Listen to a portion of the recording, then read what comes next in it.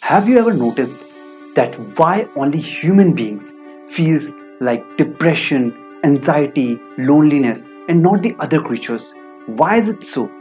As we are so much advanced in terms of technology, we can solve any of our problems, but still we are facing such mental problems. Why is it so? It's all because we have disconnected ourselves from our nature. In Iceland, people have started a practice of hugging trees, which is not only found to help reduce the mental stress but also help in rebuilding the connection of ourselves with the nature.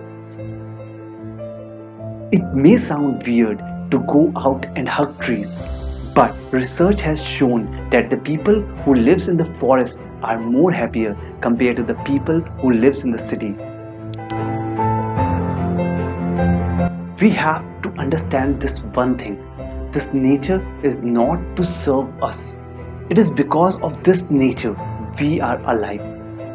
Stop destroying this nature because our body itself is a part of this nature. On top of that, we know that social isolation can have significant impact on our mental health.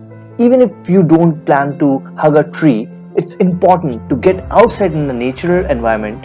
Research shows it will make you happier and feel more connected despite social distancing.